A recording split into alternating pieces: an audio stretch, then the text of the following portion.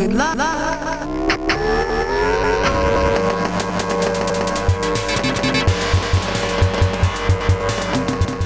Running on very similar hardware to Atari's hard driving, S.T.U.N Runner is probably the first 3D tunnel racer.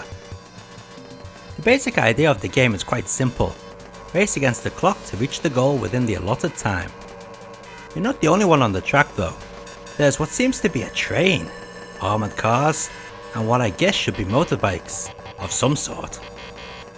These other vehicles do nothing but get in your way. Not to worry though, because your ship is equipped with a laser. All the stages have the same basic goal: finish before the time runs out. However, the game tries to mix things up by giving you various tasks such as collecting stars, hitting enough speed boosts, and so on.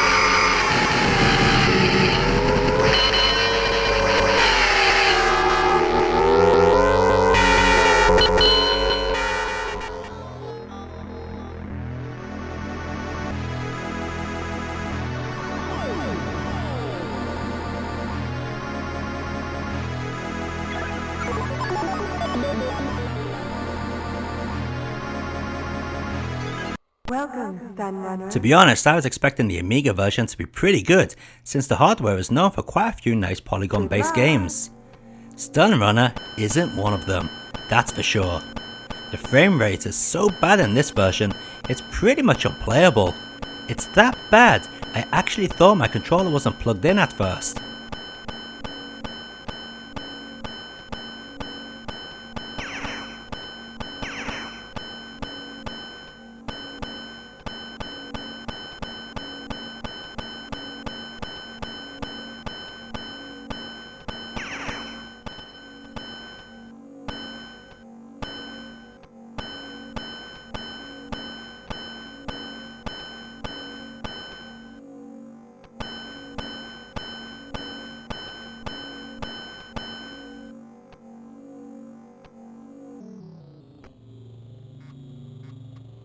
Better luck next time.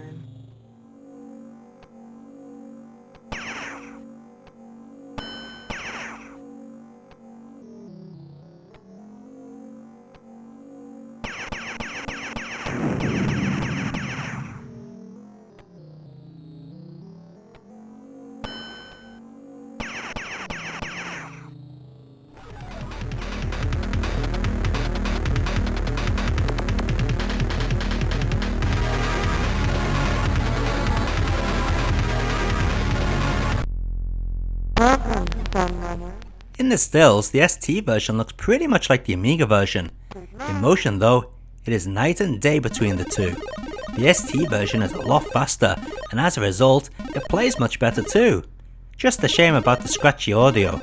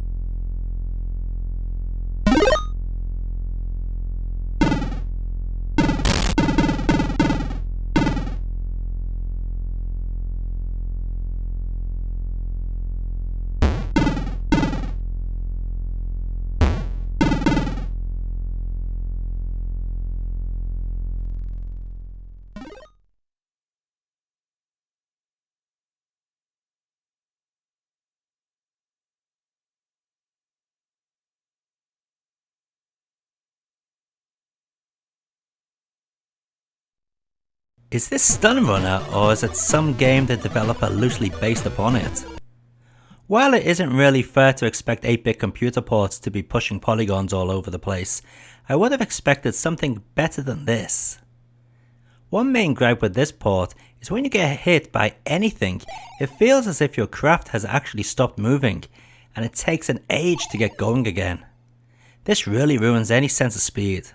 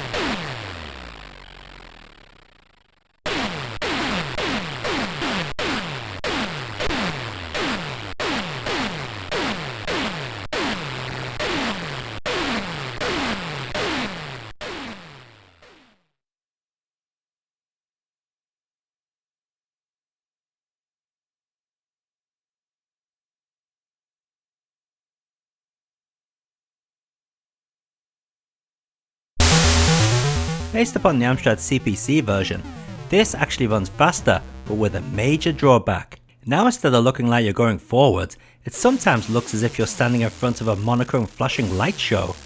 This can't be good for your eyes.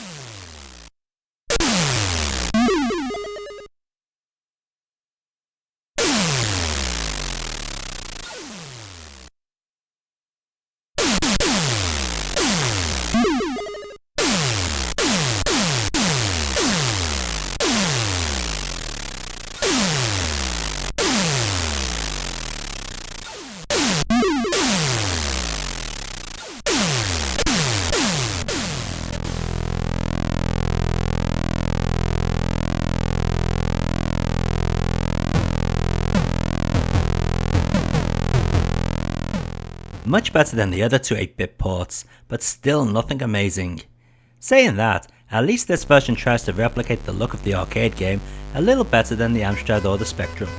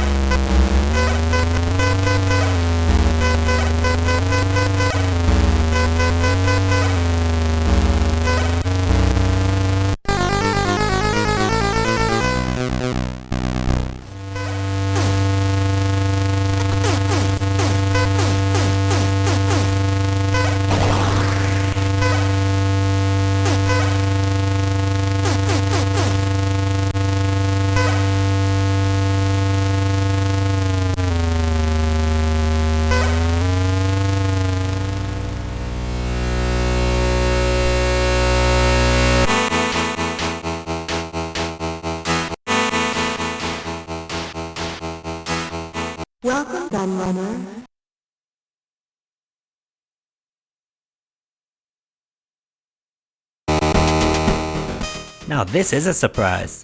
The Lynx port, while looking like a blocky mess viewed on anything but an actual Lynx, is actually a pretty good attempt at bringing Stun Runner to the handheld. The game runs pretty fast and tries to replicate the arcade stages pretty faithfully. While it may not be true 3D, it sure is the most playable of all the non-emulated home ports.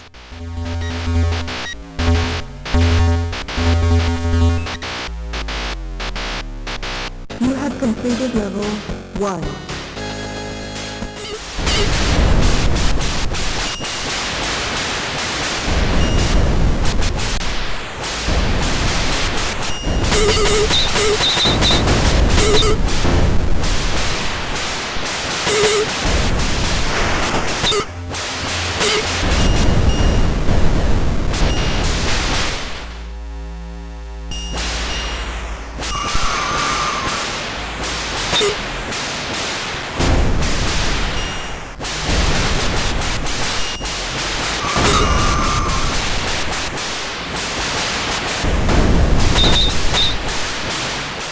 And let's take a look at all those versions of Stun Runner running side by side.